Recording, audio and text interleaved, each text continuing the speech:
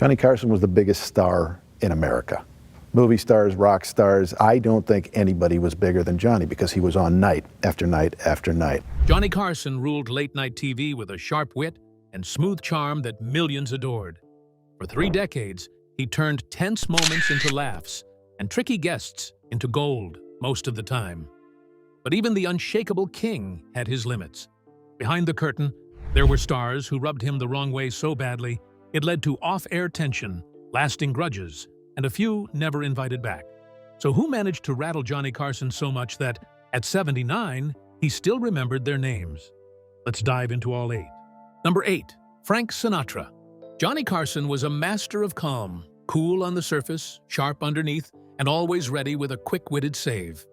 But when Frank Sinatra entered the picture, even Carson's famously steady grip on The Tonight Show could get a little shaky.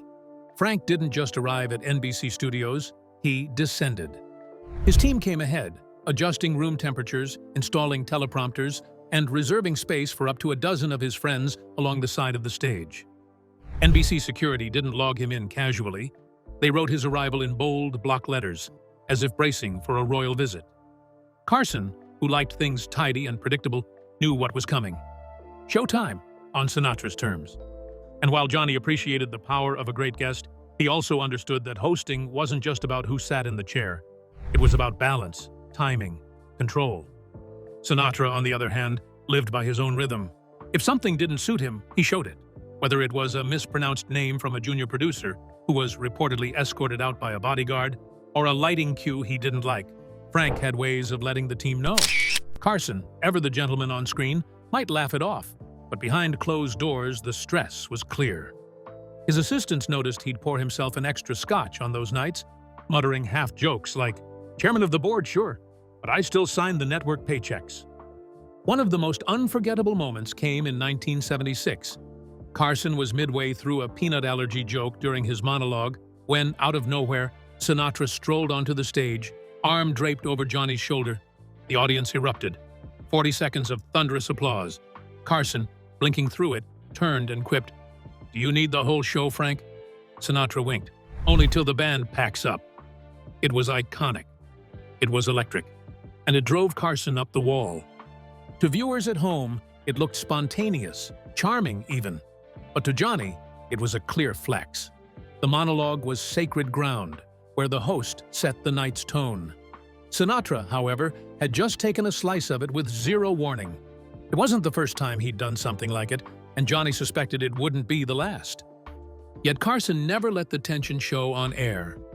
He'd introduce Sinatra with genuine warmth, steer the interview towards safe memories, nostalgic talk about the Rat Pack or old performances, carefully dodging any landmines like political squabbles, mob rumors, or Sinatra's rocky love life. The ratings soared every time, but so did Carson's blood pressure. In truth, Carson knew exactly what Sinatra brought to the table. Buzz, prestige, a sense of occasion. He wasn't about to throw that away over a few backstage headaches. But beneath the polished smiles and studio applause, a quiet war was being fought. One part of Johnny wanted to honor the legend. The other had a show to run. And while Carson wore the crown of late-night television, even he sometimes had to bow, if only for a moment, to the unmatched gravity of Frank Sinatra. In the end, Johnny handled it the only way he knew how, with grace, with wit, and with the quiet understanding that not all legends follow the rules. But if that name caught you off guard, just wait until you see who else made the list. Number 7. Chevy Chase. Johnny Carson had an unmatched gift for putting guests at ease, guiding interviews with humor, charm, and just the right touch of authority. But not everyone who sat across from him fit neatly into the Tonight Show rhythm. One guest in particular often upset the balance: Chevy Chase. While millions knew Chase as a breakout comedy star from Saturday Night Live in the 1970s, Carson saw something different behind the sarcasm and smirks. It wasn't just that Chase was famous. Carson regularly welcomed big names with even bigger egos. What made Chase difficult was the way he carried that fame. His style of humor, laced with deadpan delivery and biting sarcasm, lacked the warmth Carson valued in his guests. Viewers tuned in expecting witty exchanges and good-natured teasing. But when Chase was in the chair, The energy in the room often turned cold or awkward. His jabs didn't land like friendly jokes. They felt personal, even mean-spirited. Carson, who mastered the art of making his guests look good while still getting laughs, struggled when the dynamic shifted. He knew how to dance with sharp-witted personalities, but he didn't enjoy when the spotlight turned into a one-man act, especially one that seemed to challenge his presence as host. And that's what Chase often projected. His confident swagger, even when subtle, sent a clear message. He wasn't just there to play along, he was there to be the star. Whispers around NBC suggested Carson viewed the younger comedian as more than just difficult. He saw him as a potential rival. Chase, after all, wasn't shy about his ambition. As one of the early faces of SNL, he quickly became a household name, and, for a time, was seen by some in the industry as a possible heir to late-night television. That idea didn't sit well with Carson, who had built The Tonight Show into a nightly institution and didn't take kindly to anyone treating his stage like a stepping stone. While Carson never publicly spoke harshly of Chase, insiders noted the lack of warmth between them. Their conversations lacked the playful spark seen with other guests. And when the cameras stopped rolling, the distance only grew. In a world where timing, tone, and mutual respect shaped every successful segment, Chase simply disrupted the flow. And for Carson, the master of smooth television, some guests just weren't worth the friction. But what made the next guest's quiet composure even more unnerving to Carson than Chevy Chase's ego?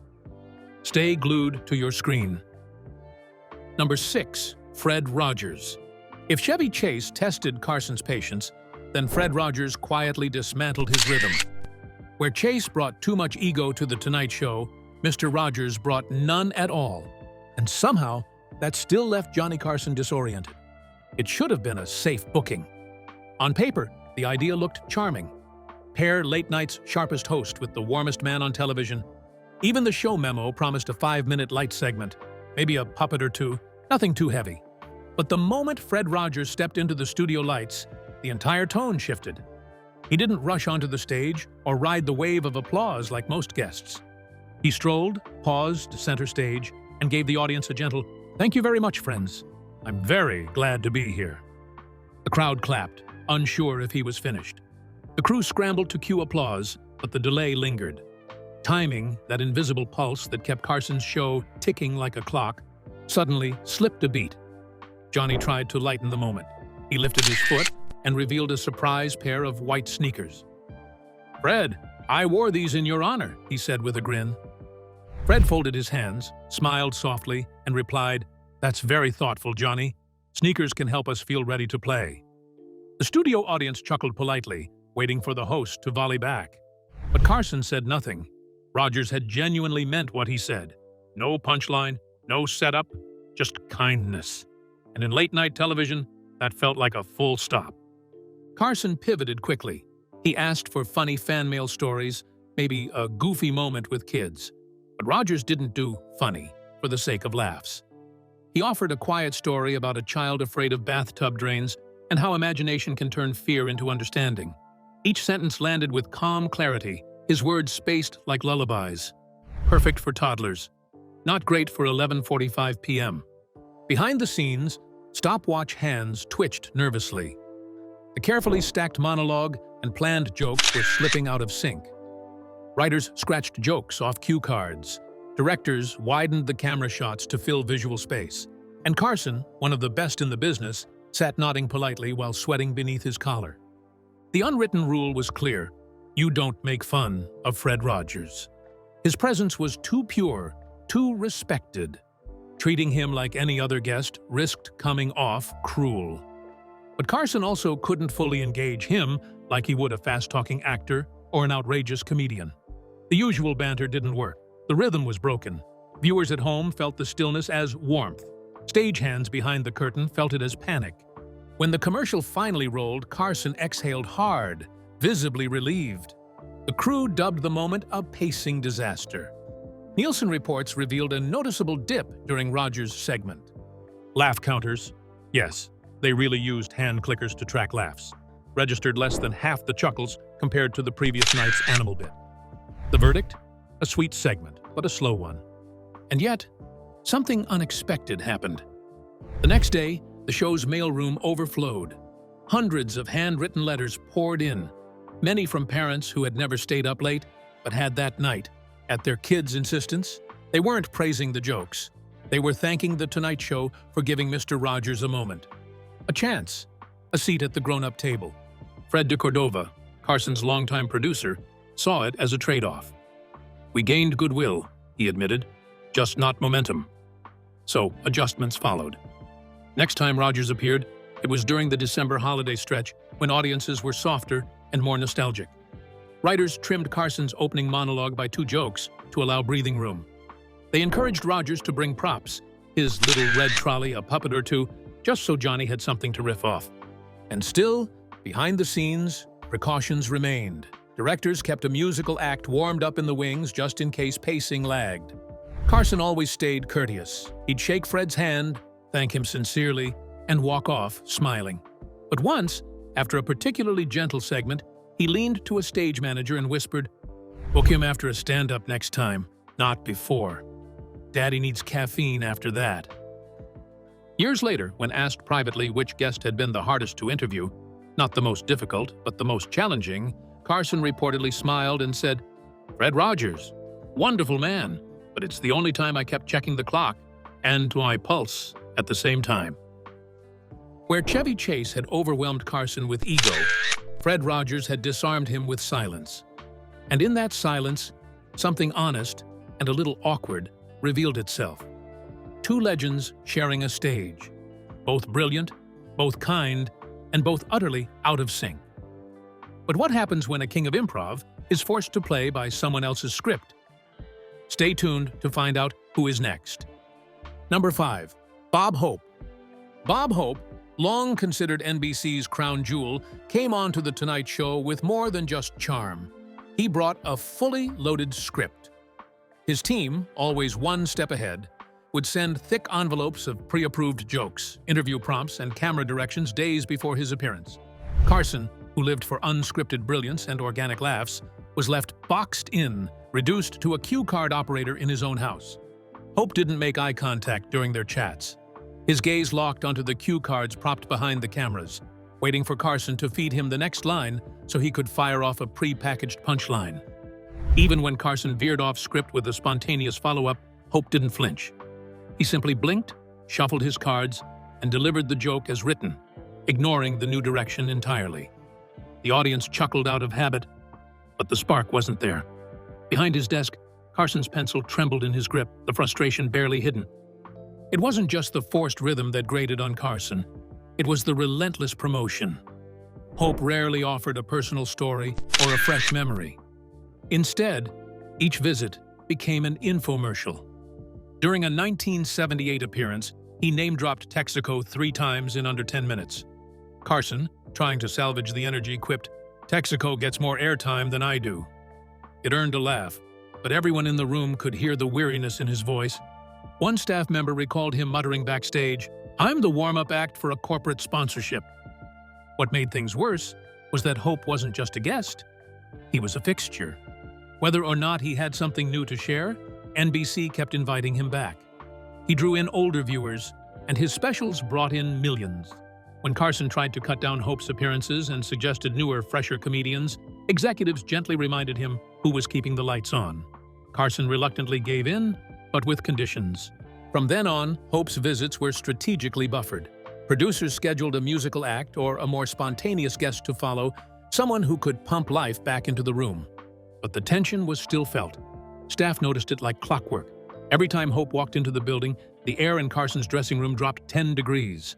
That chill wasn't stage fright. It was a resignation. Off camera, there was no open feud. They were polite. Carson smiled, Hope joked, and NBC kept cashing the checks. But anyone watching closely could tell, behind the practiced ease of Johnny's grin was a man waiting for the clock to run out. Despite Hope's legendary status, his appearances on The Tonight Show became a reminder that not every icon fits into every spotlight. For Carson, who thrived on spontaneity and soul, Hope's visits became less about connection and more about obligation. The rhythm was off. The melody never quite landed.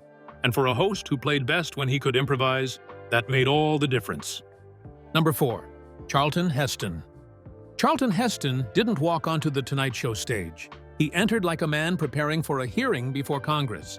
With his commanding voice and the stature of a Hollywood legend, he carried not only the aura of Moses or Ben-Hur, but also the seriousness of someone who believed every word he spoke belonged in history books. For Johnny Carson, who built his kingdom on light banter and fast-paced wit, hosting Heston was less like hosting a guest and more like moderating a symposium. When Carson asked a question like, "Ever get hurt filming those wild chariot scenes, Chuck?" the reply was rarely a simple yes or no. Heston would start miles away. His childhood riding horses, his years at Yale studying Shakespeare, the nobility of risk in performance, before slowly steering toward the actual story of the cracked rib. 5 minutes later, the anecdote finally landed, but the studio band had already started fidgeting, and Carson's trademark patience had worn thin beneath his polite nods. Even during commercial breaks, Heston couldn't switch off. He clarified points he'd made on air, offered historical footnotes, quoted ancient texts, and even once encouraged Carson to visit the NRA Museum. The audience, meanwhile, was left wondering whether they'd tuned into a late-night talk show or a public lecture. After one 1987 interview, producers tallied the laughs, just 9. That was a stark drop from Carson's usual 30. The show needed life again. So, they brought in Don Rickles right after Heston. Rickles took one look at the somber mood, leaned into the mic, and cracked, "Who died?" It was a hit. The crowd roared. Carson let out a breath of relief backstage and quietly told Rickles, "Always follow Moses with mayhem." Still, Heston wasn't banned. He was just managed. Producers trimmed his segments to 8 minutes flat. One epic story, no more. No long political detours. No philosophical essays, mid-conversation. The goal was to keep the pace brisk and the tone light, even if it meant cutting short the grandeur. It wasn't that Carson disliked Heston personally. He respected him as a cinematic icon, but their chemistry on air was awkward at best. Carson thrived on spontaneity, the kind of loose back and forth that could turn even a dull guest into a charming one. Heston, by contrast, brought with him the weight of a courtroom summation. He wasn't interested in jokes or playful jabs. He delivered pronouncements. His presence commanded silence, not laughter. And then there was the unspoken layer beneath it all, Heston's politics. By the late 80s, his public alignment with the NRA and outspoken conservatism made him a lightning rod in an industry leaning more center-left. Carson, who liked to rib both sides gently without getting personal, likely found it easier to keep things neutral than to navigate Heston's deep convictions. When Heston bristled at jokes that nudged his beliefs, Carson backed off, knowing full well that the laughs weren't worth the tension. In the end, Carson kept things professional, but it was clear. Heston belonged on the silver screen, where drama reigned, and Carson ruled the stage where levity lived. Some guests brought laughter, others brought legacies. Rarely did the two meet comfortably on the same couch. Number 3, Wayne Newton. But not all confrontations came dressed in Greek philosophy and polite disagreement. Some arrived unannounced, silk shirt unbuttoned, fists clenched, and with a fury only Vegas money could buy. For months in the late 70s and into 1980, Johnny Carson peppered his monologues with jokes about Wayne Newton. They were the kind of jabs that typically won him laughs. Comments about Newton's thick hair needing photosynthesis under Vegas lights, or his flamboyant stage presence. The audience howled. Carson grinned, but Newton didn't. Unlike other celebrities who played along or shrugged off the ridicule, Newton stewed in silence. At the time, he wasn't just a lounge singer, he was Las Vegas royalty. He had just invested millions in buying the Aladdin Hotel, and any hit to his image wasn't just personal, it was financial. Behind the velvet curtains of the Strip, whispers began. Newton wasn't amused. He was angry. Then, one taping day in 1980, he stopped whispering. Without warning, Newton flew to Burbank and marched straight into NBC studios. Security footage would later show him walking through the hallway like a man on a mission. His silk shirt was open, his fists were tight, and his stare was cold. Johnny Carson was seated in his office, quietly reviewing cue cards. Before anyone could intervene, the door swung open and Newton stepped inside. According to longtime Tonight Show stage manager Fred de Cordova, The room went still. Newton leaned over the desk and said just one line, calm but sharp. "You ever call me a joke again, I'll show you the punchline." Then he left. Carson didn't reply. He didn't move. For nearly a minute, he simply sat there in silence. Finally, he exhaled. "Well, damn." That night, the writers quietly pulled all Newton material from the monologue. The laughter came from safer targets: politicians, airlines, and weather forecasts. The edgy sparkle Carson was known for? Gone, at least when it came to Newton. The feud had taken a toll. Insiders noticed the shift. The fearless king of late night, who once joked with reckless abandon, now sidestepped a single name. It wasn't that Carson lacked the spine to continue. He simply understood the cost of provoking someone who wouldn't play along. Newton wasn't a character actor looking for screen time. He was a man with clout, deep ties, and clearly a breaking point. When Wayne Newton returned to The Tonight Show, it wasn't for laughs. It was under strict, carefully negotiated terms. No jokes before or after his appearance.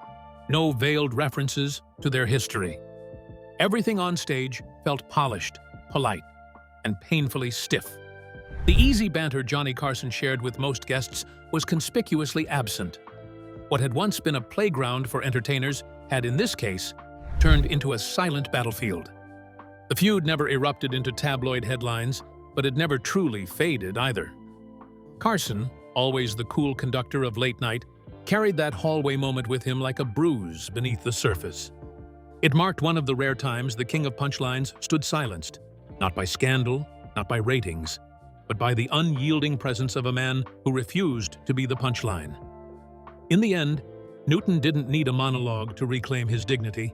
Just a hallway, a single sentence, and a glare powerful enough to outshine 1,000 laughs. Number 2. Joan Rivers. When Joan Rivers made her first appearance on The Tonight Show in 1965, she opened with a line that made Johnny Carson laugh. "It's so exciting to be here. My mother finally stopped crying." That kind of sharp, self-deprecating humor was exactly what Carson adored.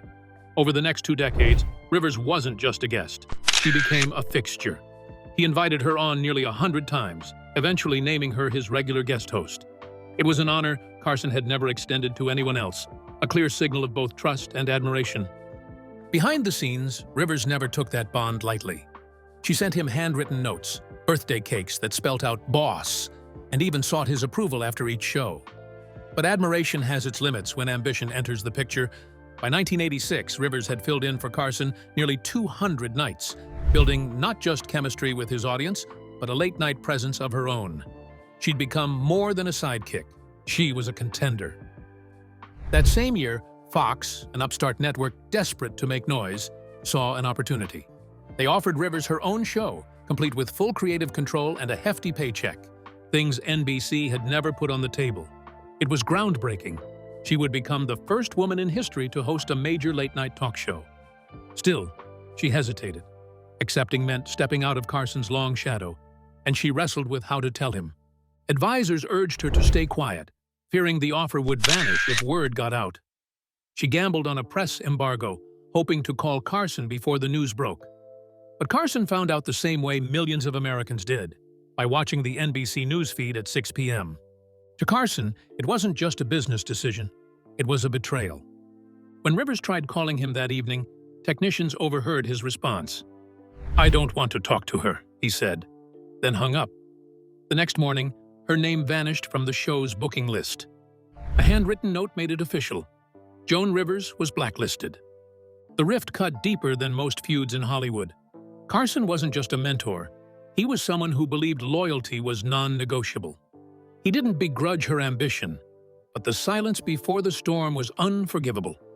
From that day forward, he never spoke to her again. Rivers' new show launched with buzz, but it didn't last.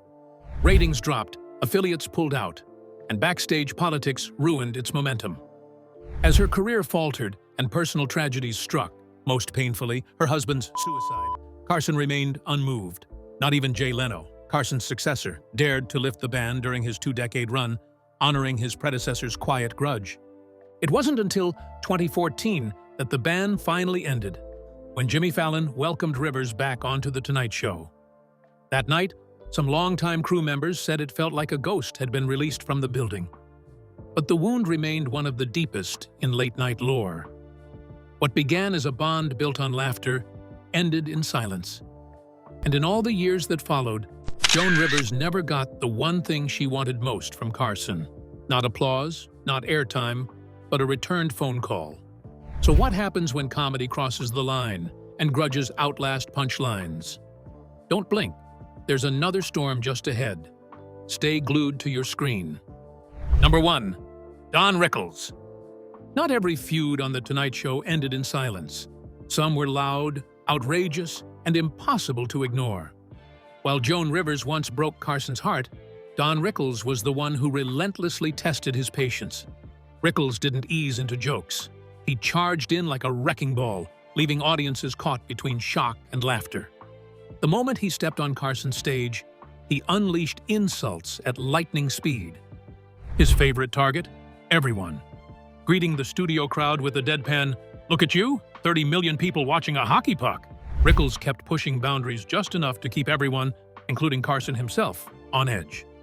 Their chemistry was wild, unpredictable, and at times, combustible. Rickles' comedy came with collateral damage, especially when he took over as guest host. One night in 1976, during one of these fill-in spots, Rickles accidentally broke Carson's treasured wooden cigarette box. He left no note, no explanation. When Johnny returned the next evening and discovered the damage live on air, he paused the taping. Cameras trailed him as he stormed across the NBC lot to the nearby set of CPO Sharkey, where Rickles was filming. Without missing a beat, Carson interrupted production, held up the broken box, and confronted him. "You broke my box!"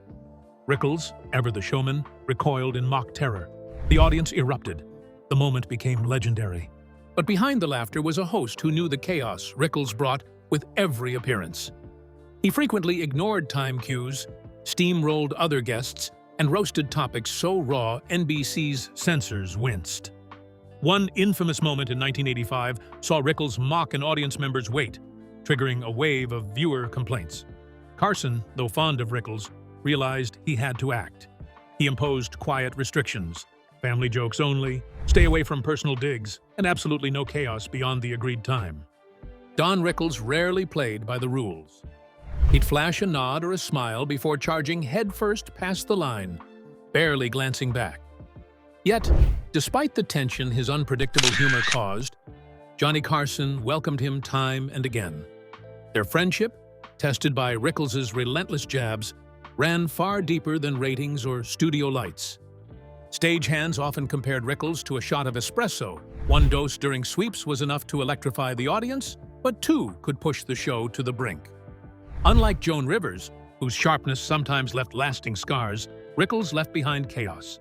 And somehow, Johnny always managed to clean it up with a knowing grin.